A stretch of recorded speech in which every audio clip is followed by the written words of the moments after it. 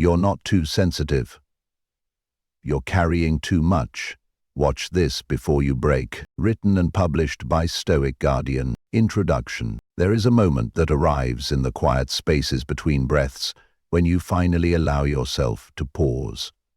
In this sacred stillness, you might feel it, the heaviness that has been with you for so long that it's become familiar, like an old friend whose presence you've stopped questioning. The weight of expectations, of others' emotions, of a world that moves too quickly and demands too much. The weight that's been telling you that you're simply too sensitive for this life, too fragile for its edges, too deep for its shallows. But what if, in this gentle moment of truth, you could consider another possibility? That you aren't too sensitive at all, that your sensitivity is actually a profound gift, a doorway to experiencing life in all its richness and texture. What if the problem isn't your capacity to feel deeply, but rather the sheer volume of what you've been asked to carry, the emotional burdens, the unspoken responsibilities, the invisible labor of caring so much in a world that often seems to value caring so little? This is the journey we're embarking on together. A journey of lightening your load while honoring the beautiful sensitivity that makes you who you are. A path toward understanding that you don't need to deaden your feelings to survive this world.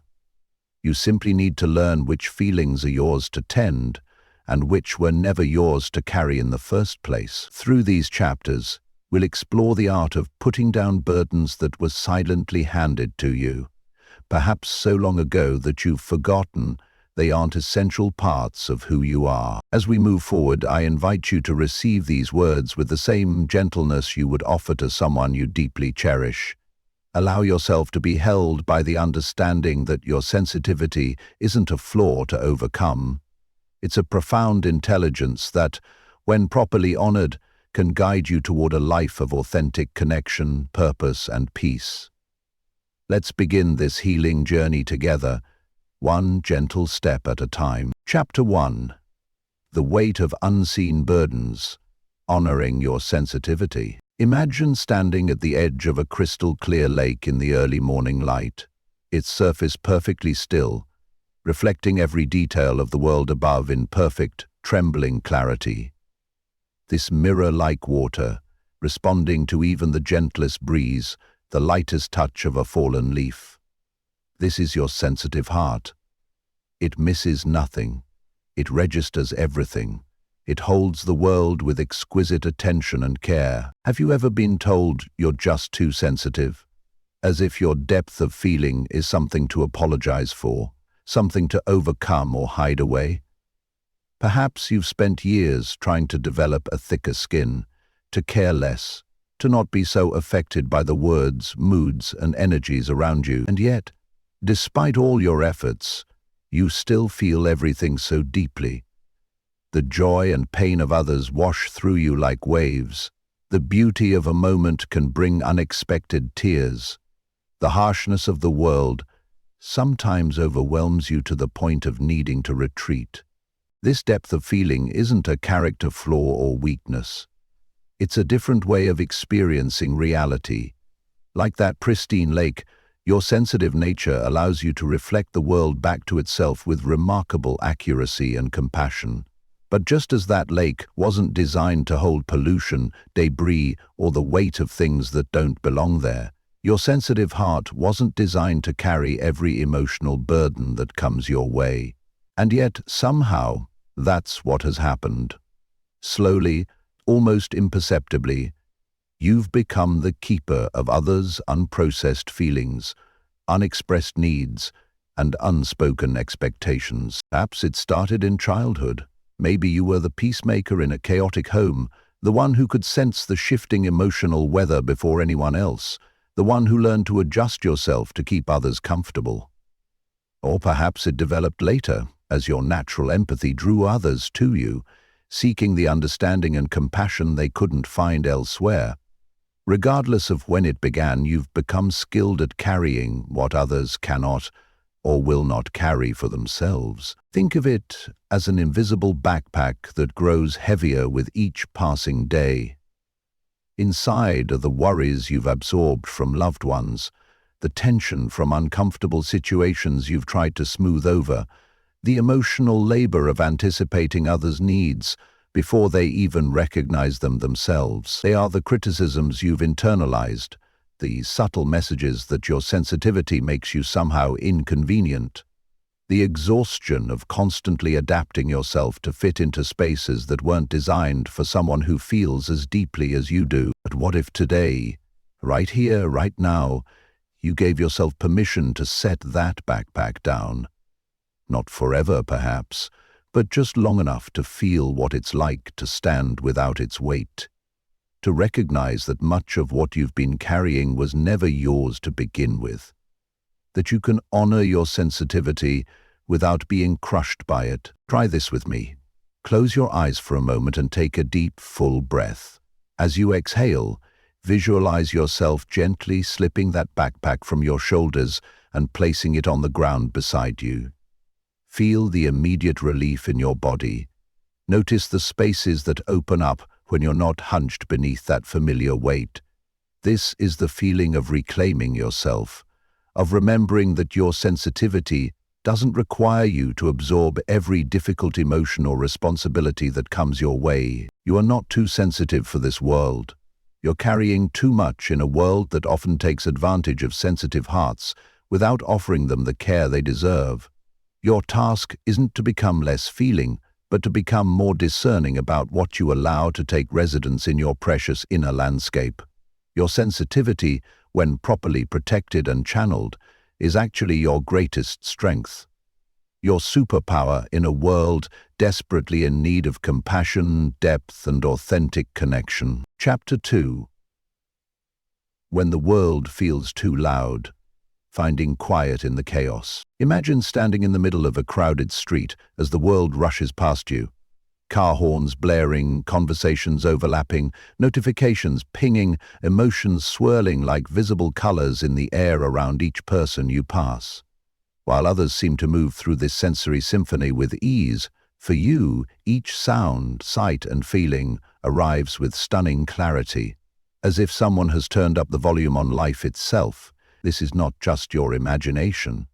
This is the lived reality of your beautifully receptive nervous system. There are days when this sensitivity feels like a curse, aren't there? Days when the overhead lights seem to scream, when casual conversations feel overwhelming, when the emotional undertones in a room hit you like physical waves. On these days, the world doesn't just feel loud, it feels impossible, as if it was designed for people with thicker filters than yours. You find yourself longing for escape, for silence, for any space where the volume of life might be turned down, even just a little. What many don't understand is that this sensitivity isn't something you choose or can simply switch off. Your nervous system is naturally more permeable, more aware, more responsive to the subtle energies and information constantly streaming through our environments. Where others might register a room as merely a bit tense, you might feel each individual thread of that tension, the unspoken conflict, the hidden sadness, the anxiety that no one else has even noticed yet. This is why you sometimes need to retreat when others seem perfectly fine continuing on. This heightened awareness often leaves you feeling like there's something wrong with you. Why can't you just enjoy the loud restaurant like everyone else? Why do you notice the flickering light that no one else seems bothered by? Why does that offhand comment replay in your mind for days when the person who said it has clearly forgotten it entirely? The truth is that there's nothing wrong with you at all, and you're simply experiencing the world without the same filters that allow others to tune out what you can't help but tune in to. Think of your sensitivity like a highly sophisticated instrument, one that picks up frequencies others can't detect. This makes you extraordinary at reading situations, understanding needs before they're expressed, and connecting deeply with the world around you. But, like any fine instrument, you require proper care. You need moments of recalibration, of quiet, of protection from the elements that might damage your delicate attunement. When the world becomes too loud, too bright, too much, this is not a sign of your weakness. It's a sign that your internal wisdom knows exactly what you need. Your body and spirit are sending you clear signals that it's time to find sanctuary, to create space for yourself in a world that rarely makes that space for you. This is not selfishness. It's essential self-preservation. It's honoring the truth that your sensitive system requires different care than others might need. Try this gentle practice when the world feels overwhelming. Find a quiet space, a bathroom stall, your car, a corner of a park, anywhere you can be alone for just a few moments. Place one hand over your heart and one hand on your belly. Take 3 slow, deep breaths, feeling the rise and fall beneath your palms. Then whisper to yourself, "I honor my need for quiet. I give myself permission to step back. My sensitivity is valuable, and it deserves to be protected." This simple ritual acknowledges your experience and reminds you that taking care of your sensitive nature is not just acceptable, it's necessary. Remember that the quiet you seek isn't emptiness, it's fullness of a different kind. It's the rich, replenishing silence that allows your system to process all it has absorbed. It's the compassionate space where you can hear your own wisdom again, where you can sort through which feelings belong to you and which you've unknowingly collected from others. This quiet is the fertile soil from which your greatest gifts will continue to grow. You don't need to apologize for needing this space. You don't need to explain why you sometimes must step away from the noise that others barely notice. Your sensitivity gives so much to the world: insight, compassion, depth, nuance. In return, you deserve environments and relationships that honor what you need to thrive. The quiet you seek isn't escape, it's coming home to yourself, again and again, in a world that often asks us to abandon our true needs for the comfort of others. You're not too sensitive for this noisy world. You're precisely sensitive enough to recognize when that noise has become harmful. Trust this recognition. Honor it. It will guide you toward the spaces and relationships where your sensitivity isn't just tolerated but treasured, where the quiet you seek is freely given, without question or judgment. Chapter 3. The Invisible Backpack.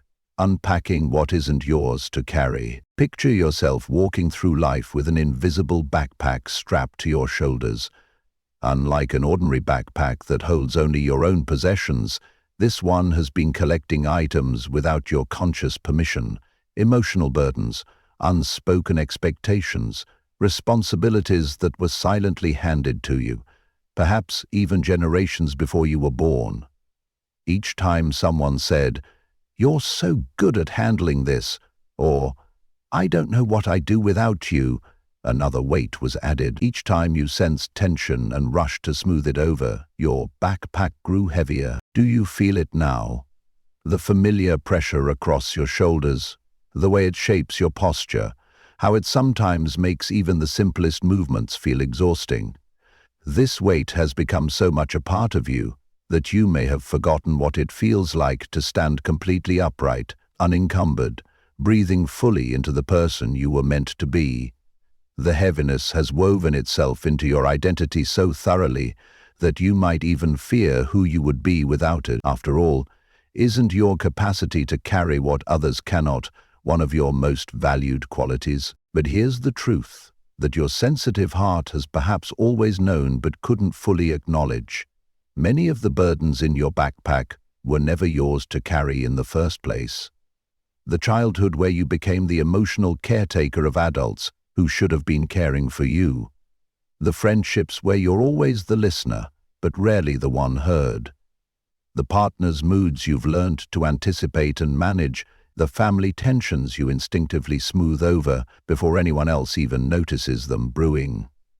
The constant vigilance of watching for others' discomfort so you can ease it before it escalates. These patterns likely began as survival strategies. brilliant adaptations of your sensitive spirit to environments that weren't equipped to honor your depth. Your ability to sense what others need allowed you to create safety in situations where you had little control. Your empathy helped you navigate relationships with people who couldn't match your emotional awareness. These were not flaws, but acts of profound intelligence and self-protection. They served you once, but now, these same patterns may be preventing you from experiencing the lightness and freedom your spirit craves. What would it feel like to begin unpacking this invisible backpack, examining each burden with gentle curiosity before deciding which truly belong to you and which can be compassionately returned to their rightful owners? This isn't about blaming others or abandoning your natural compassion. It's about recognizing that true care, both for yourself and others, requires clear boundaries around what is and isn't yours to carry. Try this visualization. Find a quiet moment and imagine yourself slowly removing that backpack and placing it in front of you. As you open it, see each burden as a tangible object, perhaps a stone, a book, or some other item that feels right to you. Take each one out, hold it in your hands, and ask, does this truly belong to me? Is this mine to carry? If the answer is no, imagine a gentle current of light carrying that item back to its source, where it can be properly tended. If the answer is yes, but the weight feels too heavy for you alone, imagine sharing it with supportive presences in your life, or with whatever higher power brings you comfort. This process of discernment, of learning what is and isn't yours to carry, isn't something you'll complete in one sitting. It's a practice, a new way of moving through the world that honors both your compassionate heart and your right to move freely through your own life. Start with something small. Perhaps it's giving yourself permission not to solve a loved one's problem that they need to work through themselves. Perhaps it's allowing someone to sit with uncomfortable feelings rather than rushing to make them feel better at your own expense. With each burden you recognize isn't yours, you create space for something new to enter. Joy that isn't tempered by the weight of others' expectations. Creativity that isn't stifled by over-responsibility. Relationships built on mutual support rather than one-sided caregiving. You create space to discover who you are when you're not defined by what you carry for others. Remember, your sensitivity doesn't require you to absorb everyone's pain or solve everyone's problems.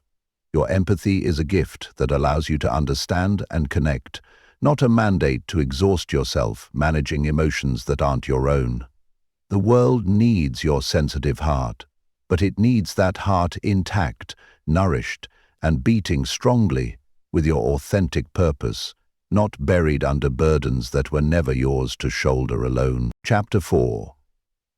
Breaking the cycle of apology, embracing your emotional truth. Have you noticed how often the words "I'm sorry" fall from your lips? Those two small words that have become almost a reflex, a habitual response to taking up space, expressing needs, or simply being yourself in your full emotional complexity. I'm sorry for needing help. I'm sorry for feeling sad. I'm sorry for being affected by something others brushed off.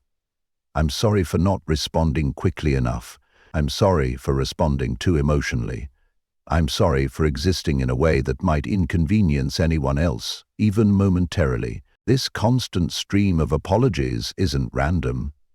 It's the voice of a world that has, in countless small and large ways, taught you that your sensitivity is somehow problematic, something to be managed, contained, or apologized for, rather than honored as the gift it truly is. You've internalized this message so deeply that you've become your own harshest critic, policing your emotional responses before anyone else can judge them, offering preemptive apologies for the simple act of being fully human in a world that often prefers neat emotional packages.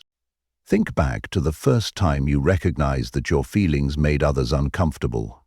Perhaps you cried easily as a child and someone told you to toughen up. Maybe you sensed tension that no one else acknowledged, and when you named it, you were told you were making things up or being dramatic.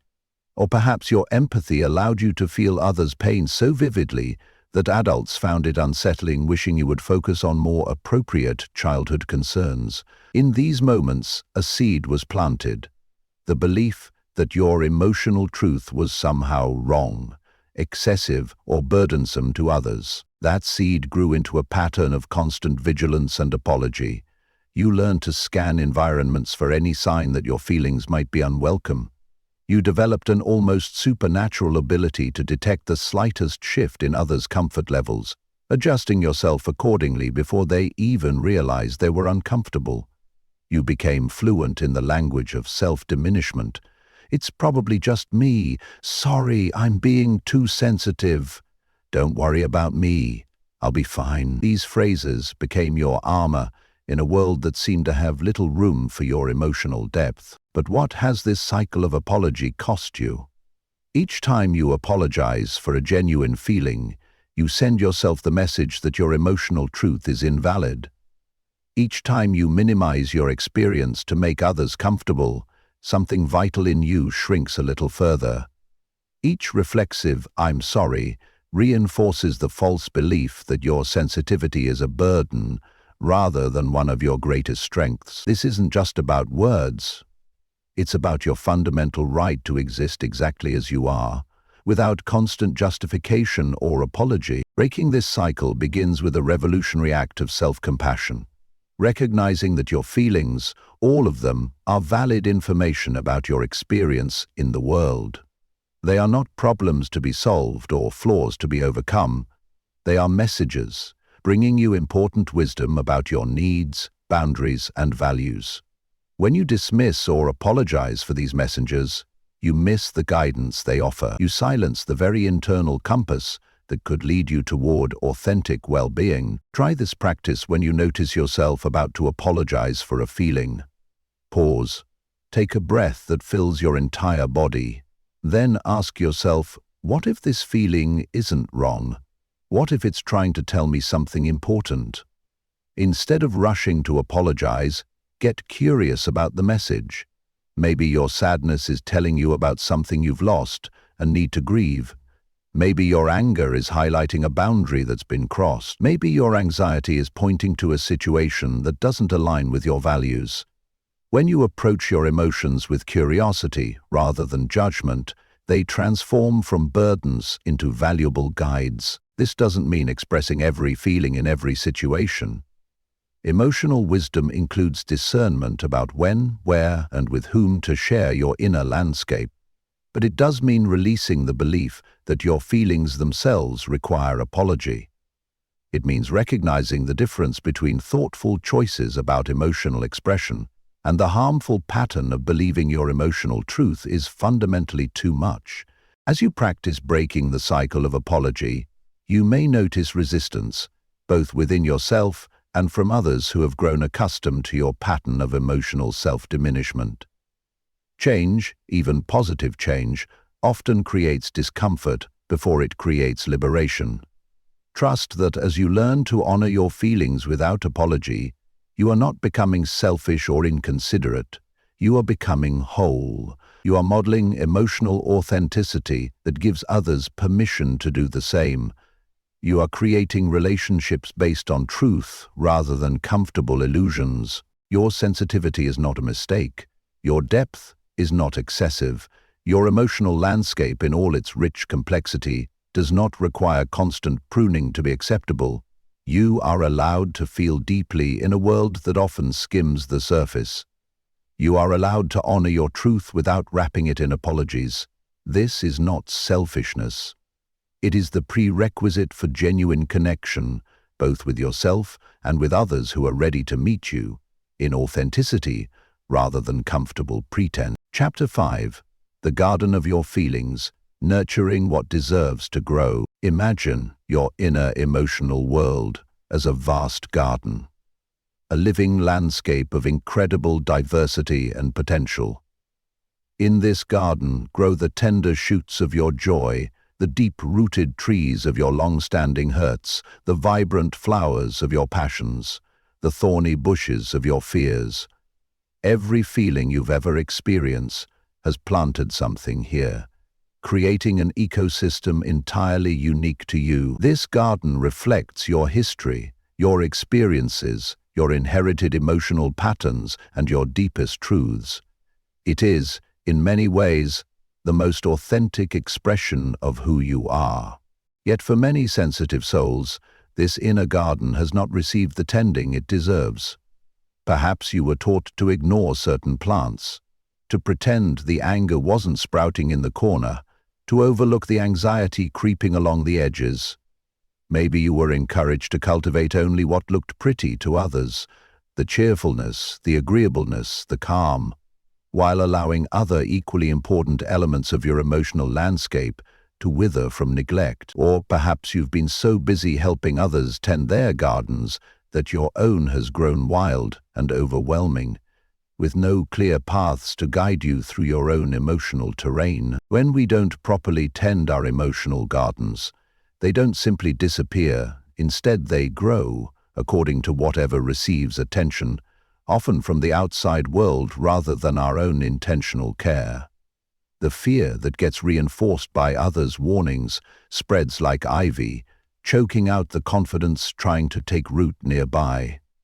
The sadness that was never fully processed grows deeper and wider, casting shadows over the joy attempting to bloom in the same space. The emotional patterns we inherited from family, often planted generations before we were born, continue their growth cycles unless we consciously intervene. Your sensitivity makes you an extraordinarily gifted gardener. You notice the subtle shifts in your emotional weather. You sense when something new is sprouting before it's fully visible. You feel the resonance between different parts of your garden, how nurturing one area affects another, in ways others might miss entirely. But this same sensitivity can make the work of tending your garden feel overwhelming. Where do you even begin when you feel everything so deeply? The art of emotional gardening begins with compassionate observation. Rather than immediately trying to change your garden, take time to simply be with it exactly as it is. Walk its paths with curiosity rather than judgment. Notice which plants have grown out of proportion, which are struggling to receive enough light, which bring you joy when you spend time near them. This isn't about critiquing your garden or comparing it to others. It's about developing an intimate understanding of your unique emotional ecosystem. As you observe, you'll begin to recognize what truly needs your attention. Perhaps there's a recurring feeling of unworthiness that has grown into a towering tree, blocking light from reaching other areas of your garden. This doesn't mean attacking that tree with harsh judgment or trying to uproot it overnight. Instead, you might gently prune it back by questioning the beliefs that feed it. Each time you challenge the thought, "I'm not enough," you trim a branch. Each time you practice self-compassion when you make a mistake, you let a little more light through the canopy. Meanwhile, you can actively nurture the qualities you want to strengthen. If joy feels fragile in your garden, create conditions where it can thrive. Moments of play, connections with those who celebrate you, practices that bring genuine pleasure. If boundaries are just tiny seedlings constantly trampled by others' needs, build protective structures around them. Clear communication, consistent reinforcement, supportive relationships that respect your limits. Each small act of emotional tending gradually shifts the balance of your garden toward what you most value and need. Try this simple practice. Each morning, place your hand on your heart and ask, "What in my emotional garden needs tending today?" Listen for the answer that arises. Perhaps today your anxiety needs gentle acknowledgement rather than avoidance. Maybe your hope needs watering through a small, concrete action toward a dream. Your grief might need space to breathe rather than being contained. Whatever arises, commit to one small act of tending that specific part of your garden. These consistent moments of care, over time, reshape your entire emotional landscape. Remember that gardens aren't static. They're constantly evolving, responding to seasons, weathering storms, experiencing periods of dormancy and explosive growth. Your emotional garden will never be finished or perfect, nor should it be. Its aliveness comes from this very dynamism. Some feelings will naturally fade when they've completed their purpose. Others will return cyclically throughout your life. The goal isn't to create a perfectly manicured emotional display, but to develop a nurturing relationship with whatever grows within you. The most beautiful gardens aren't those with the fewest weeds or the most orderly arrangements. They're the ones tended with consistent love, where each plant, whether conventionally beautiful or not, is recognized for its purpose in the greater ecosystem. Your sensitivity allows you to create an emotional garden of extraordinary richness and depth. When you direct this sensitivity inward with the same compassion you so readily offer others, you don't just survive as a sensitive person in an overwhelming world. You flourish, creating inner landscapes where all parts of yourself can grow toward their fullest expression. Chapter 6. Emotional Weather Systems. Navigating your internal storms. There are days when your emotional landscape shifts with the suddenness of a summer storm, blue skies darkening without warning, winds of anxiety rising, tears falling like unexpected rain. These internal storms can feel overwhelming, especially when they arrive with an intensity that others rarely seem to experience. While someone else might feel a passing shower of sadness, you find yourself in the midst of what feels like a typhoon. While others notice a breeze of irritation, you experience gale-force winds of anger or frustration that threaten to uproot everything in their path. These intense emotional weather patterns are not signs of weakness or emotional immaturity. They are the natural climate of a deeply feeling heart, one that registers every subtle atmospheric shift, every change in pressure, every fluctuation in temperature. Your sensitive system doesn't just notice these changes, it experiences them fully, vividly, sometimes overwhelmingly. And in a world that often values emotional consistency above emotional honesty, these internal storms can make you feel dangerously out of step with those around you. Perhaps you've been told to calm down when a storm is raging inside you, as if emotions respond to commands like obedient pets. Maybe you've been advised to think positively during your darkest downpours, as if sunshine can be summoned by merely wishing for it. Or perhaps, most painfully, you've been made to feel that your emotional storms are somehow a choice. That if you really wanted to, you could simply decide to live under clear skies all the time. These messages misunderstand the fundamental nature of emotions. They are not choices, but experiences. Natural responses to the complex interplay of your thoughts, physical sensations, memories, and circumstances. Like actual weather, emotions follow their own patterns and cycles. They gather, intensify, release, and dissipate according to laws that can't be overridden by sheer willpower or positive thinking. Fighting against this natural cycle doesn't prevent the storm.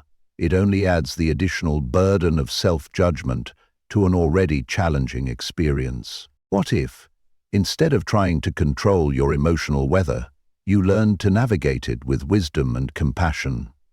What if you became a skillful sailor of your own stormy seas, rather than someone constantly fighting against the very forces that make you beautifully, authentically human? This shift begins with a radical acceptance. All emotions, even the most uncomfortable ones, serve a purpose in your inner ecosystem. Just as physical storms clear debris, release built-up pressure, and deliver needed moisture to dry landscapes, emotional storms often arrive to clear what has been suppressed, to release what has been contained too long, to nourish parts of yourself that have been left parched. When you feel a storm approaching, that familiar tightness in your chest, the pressure behind your eyes, the quickening of your breath, try this practice. Rather than immediately seeking shelter or bracing against what's coming, pause and say to yourself, "This is weather moving through me. It is not permanent. It is not who I am. It is simply what I'm experiencing right now. This simple acknowledgement creates just enough space between you and the storm that you can witness it without being completely swept away by it. From this witnessing place, you can begin to navigate more skillfully. Some storms will indeed require you to seek shelter, to step away from triggering situations, to create quiet space for yourself, to reach out to someone who can hold safe space while the winds blow. Other times, you might choose to stand firmly in the rain, feeling its cleansing quality, knowing that allowing yourself to fully experience an emotion often helps it move through you more quickly than resistance would. As you develop this relationship with your emotional weather, you'll begin to recognize patterns, certain triggers that reliably create specific conditions in your inner atmosphere.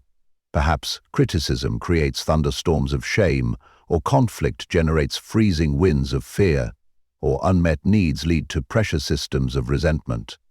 This awareness doesn't mean you'll never experience storms again, but it does mean you won't be caught completely by surprise. You can check your internal forecast, prepare accordingly, and trust your ability to weather whatever comes. Remember, too, that even the most intense storms eventually pass.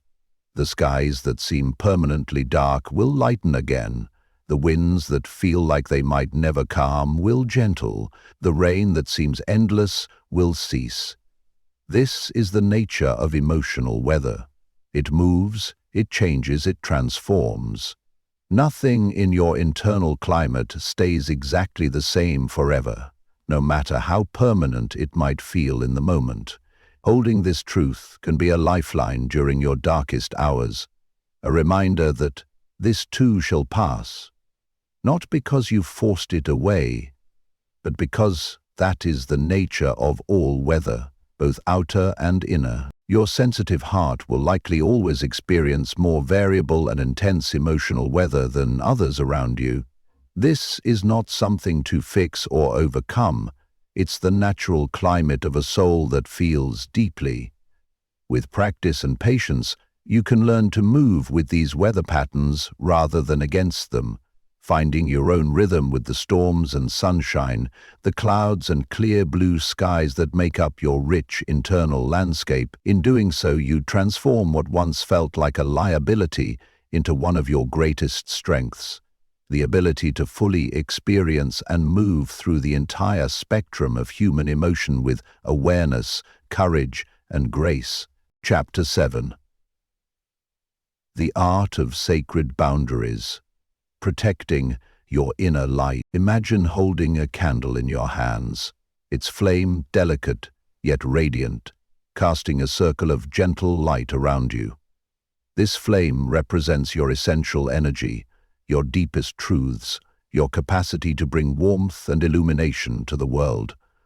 As someone with a sensitive spirit, your flame burns with particular brightness, offering insight and empathy that can transform the spaces you enter.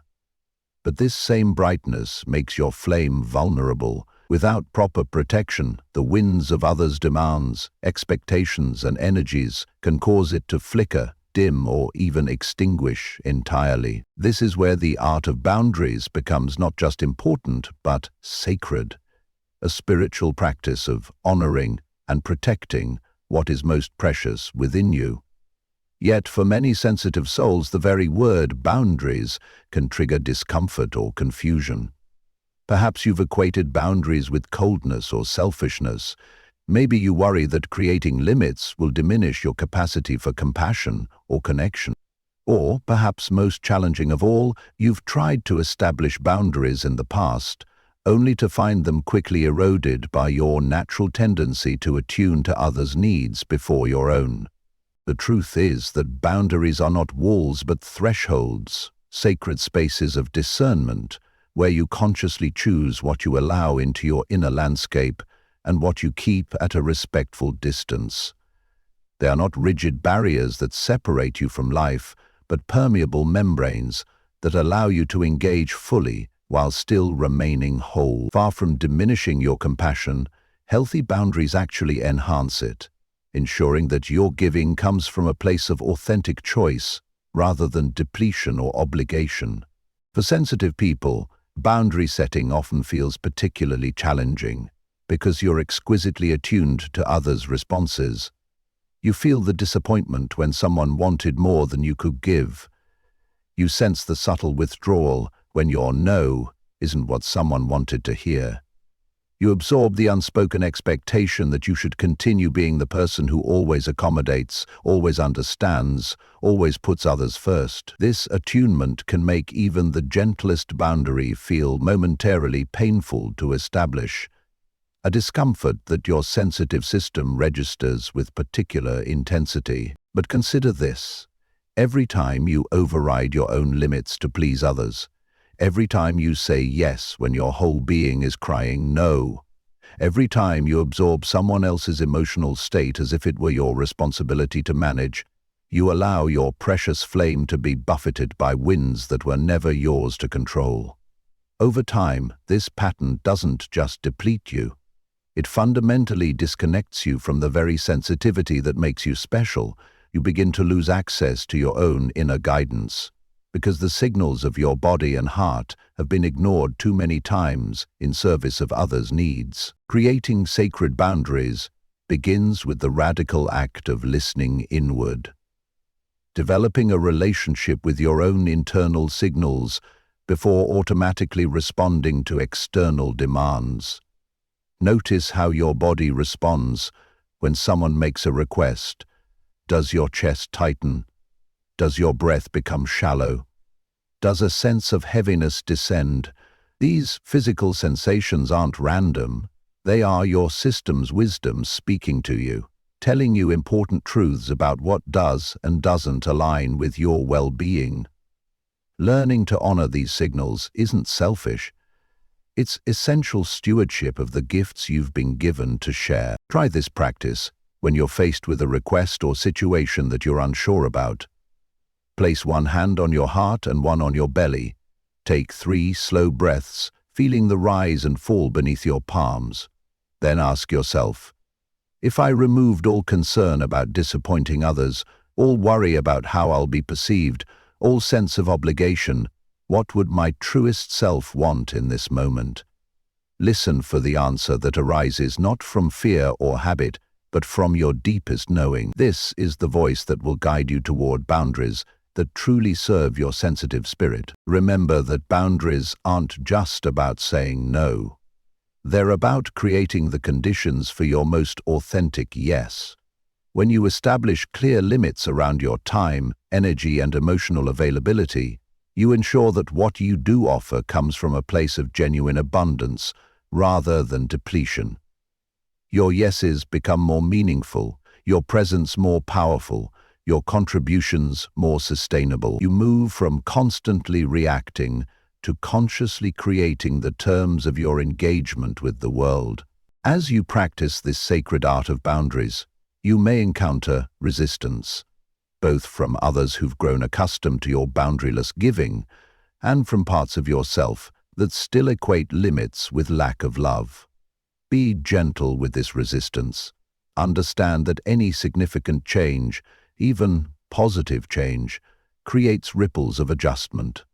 Some relationships may indeed shift as you begin honoring your own needs alongside others. Some people may express disappointment or even attempt to make you feel guilty for changing the established patterns. But as you hold steady in this new way of being, something remarkable begins to happen. The relationships that truly matter evolve to accommodate your wholeness rather than just your usefulness. You discover that your sensitivity, when properly protected, becomes an even greater gift to the world, one offered from choice rather than compulsion, from abundance rather than scarcity. Your inner flame, now sheltered from chaotic winds, burns with a steady brilliance that naturally draws others toward its light and warmth. Your boundaries are not selfish acts of limitation. They are courageous expressions of self-respect that ultimately allow you to love others more authentically. They are the sacred container that holds your sensitive spirit safely in a world that often moves too fast, demands too much, and understands too little about the precious resource of your open heart. By learning to protect this heart with gentle yet firm boundaries, you don't diminish your light, you ensure it continues to shine for years to come, illuminating not just your own path, but the paths of all those fortunate enough to walk alongside you. Chapter 8. The Mirror of Relationships. Seeing yourself through clearer glass. Have you ever noticed how certain relationships seem to magnify every insecurity, doubt, and fear you carry within yourself? How some interactions leave you feeling drained and questioning your worth, while others fill you with a sense of being truly seen and valued? This is the power of relationships, to act as mirrors, reflecting back to us not just who we are, but also the beliefs we hold about ourselves, often at an unconscious level. For sensitive souls, these relationship mirrors tend to be particularly powerful, revealing both your deepest gifts and your most vulnerable wounds with startling clarity. Their reflections you receive in relationships begin forming long before you have any conscious awareness of them. As a child, you absorbed messages about your sensitivity through the reactions of those around you. Perhaps your emotional depth was met with impatience, "Stop being so dramatic," dismissal, "You're overreacting again," or even subtle exploitation, "You're so good at making everyone feel better." Over time, these external messages became internalized voices, the lens through which you viewed your own sensitivity, often with the same judgment or conditional acceptance that was modeled for you. Now, as an adult, you may find yourself drawn to relationships that unconsciously reinforce these early messages. If you learned that your sensitivity was only acceptable when used in service to others, you might attract partners or friends who value you primarily for what you can give them: your emotional support, your intuitive understanding, your willingness to adapt to their needs. If you were taught that your deep feelings were burdensome, you might find yourself with people who subtly, or not so subtly, reinforce the message that you're too much, leaving you constantly monitoring and modulating your authentic expression. These patterns aren't coincidences or simply bad luck. They reflect a profound psychological principle.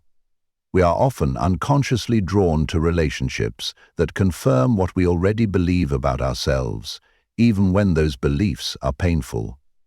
If at your core you believe your sensitivity makes you somehow defective or overly demanding, you'll be unconsciously attracted to people who mirror that belief back to you, not because you want to suffer, but because the familiar, even when painful, feels safer than the unknown territory of being valued precisely for the aspects of yourself you've learned to doubt. But here's the transformative truth.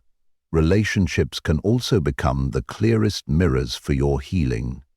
When you begin to recognize these patterns, you create the possibility for profound change, not just in who you choose to connect with, but in how you allow yourself to be treated within those connections.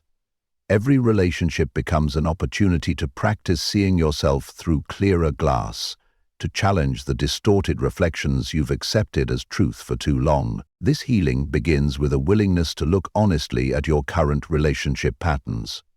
Notice which interactions consistently leave you feeling smaller, doubtful, or exhausted. Pay attention to when you find yourself apologizing for normal needs or emotions. Become aware of where you abandon your own boundaries to maintain connection. These patterns aren't indicators of your inadequacy. They're valuable information about where old wounds are still influencing your present relationships. Equally important is noticing the relationships that feel different. The connections where your sensitivity is received as the gift it truly is.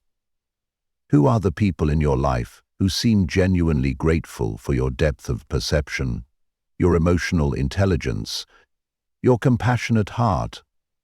How do you feel in their presence? What qualities do these relationships share? These questions help you identify what healthy mirroring feels like, creating a template for the connections you want to nurture and attract more of in your life. Try this reflective practice. Think of a recent interaction that left you feeling diminished or questioning yourself. Close your eyes And imagine watching this interaction as if it were happening to your dearest friend or to a child you love deeply. What would you notice about how they were being treated? What boundaries would you wish they would set? What would you want to tell them about their inherent worthiness? Then, offer this same compassionate perspective to yourself. This shift in viewpoint often reveals patterns we've normalized in our own lives that we would never accept for someone we love. As you become more conscious of these relationship mirrors, you'll likely face a challenging truth. Some relationships in your life may not be capable of reflecting your true worth back to you. Some connections may be too entrenched in old patterns, too limited by the other person's own wounds or limitations. To offer the clear and loving reflection your sensitive spirit needs to thrive. Recognizing this doesn't mean immediately abandoning these relationships, but it does mean adjusting your expectations and ensuring you have other connections that provide more accurate mirroring. Gradually, as you practice choosing relationships that honor rather than diminish your sensitivity, something remarkable happens. The distorted internal mirrors, those voices that have told you your depth is too much, your needs are excessive, your emotions are burdensome, begin to lose their power. They're replaced by reflections that more accurately capture your true nature, your sensitivity as wisdom rather than weakness, your emotional depth as richness rather than excess, your empathy as strength rather than vulnerability. This transformation doesn't happen overnight. It unfolds gradually as you consistently choose connections that reflect your worth and gently but firmly step back from those that don't. With each small choice, each time you express a need without apology, each time you allow your authentic feelings to be visible, each time you choose not to abandon yourself for acceptance, you polish the mirror through which you see yourself, removing the tarnish of old conditioning that has obscured your vision for too long. Your sensitivity deserves relationships that recognize its true value, connections where you're treasured not despite your depth of feeling, but because of it. In these sacred mirrors, you finally see what has always been true, that your sensitive nature is not a flaw to be tolerated, but a gift to be celebrated. A unique and precious way of being in the world that brings insight, compassion, and depth to every life you touch. Chapter 9. Between empathy and absorption. Finding the delicate balance. Have you ever walked into a room and immediately felt the emotional temperature, the tension hanging in the air, the unspoken sadness, the bubbling excitement, before a single word was spoken? Or found yourself suddenly overcome with feelings that seemed to arrive from nowhere, only to discover later that someone close to you was experiencing exactly those emotions at that very moment? This is the gift and challenge of empathic sensitivity, the ability to sense, feel, and sometimes even absorb the emotional states of others as if they were your own. This remarkable capacity allows you to understand others with extraordinary depth. You don't just intellectually recognize when someone is hurting, you feel an echo of their pain resonating in your own body. You don't just observe joy, you experience its warmth spreading through your own chest. This empathic ability creates the potential for profound connection, allowing you to meet others in their emotional reality with genuine understanding, rather than mere sympathy. It's a beautiful gift, one that makes you a healing presence for many people in your life. Yet this same gift, when not properly understood and contained, can become overwhelming. Without clear internal boundaries, empathy can slide into absorption, a state where you no longer simply sense others' emotions, but take them on completely, losing the crucial distinction between what is yours and what belongs to someone else. In these moments, their anxiety becomes your anxiety, their anger courses through your veins, their despair settles in your bone. Your emotional system becomes so permeable that you function as a sponge, soaking up the feelings, saturating your environment until you're heavy with the weight of energies that were never yours to carry. This absorption often happens unconsciously, especially if you've been empathic since childhood without understanding what was happening.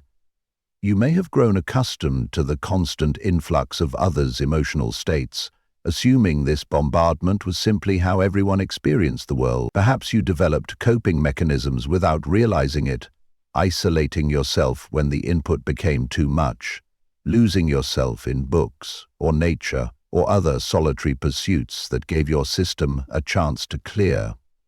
Or maybe you found ways to numb yourself through distraction, busyness, or even substances, just to quiet the overwhelming emotional noise. The consequences of unmanaged empathic absorption extend far beyond momentary discomfort. When you regularly take on others' emotional states without filtering, you can experience chronic fatigue, anxiety that seems to come from nowhere, mood swings that don't align with your actual circumstances, and a persistent sense of being emotionally hijacked. You might find yourself exhausted after social events that others seem to find energizing, or needing extensive recovery time after being in emotionally charged environments. Most painfully, you may struggle to identify your own authentic feelings amidst the constant influx from outside sources. Finding the balance between empathy and absorption begins with recognition, acknowledging this sensitivity as a real aspect of your neurological makeup, rather than imagination or weakness. Research increasingly confirms that some people do indeed have more active mirror neurons and different sensory processing, creating a biological basis for heightened empathic response. This isn't something you're making up or exaggerating. It's a genuine difference in how your system processes emotional information from your environment. Once you recognize this capacity as real, you can begin developing the discernment that allows empathy to remain a gift, rather than becoming a burden. This discernment rests on a fundamental question that with practice you can learn to ask in any situation. Is this feeling mine, or am I picking it up from someone else? When you notice a sudden shift in your emotional state, a wave of anxiety, a flash of irritation, an unexpected heaviness, pause and check in with yourself. Did this feeling arise from your own experience, or did it coincide with entering a new environment or engaging with a particular person? Try this simple but powerful practice to help clarify what belongs to you and what doesn't.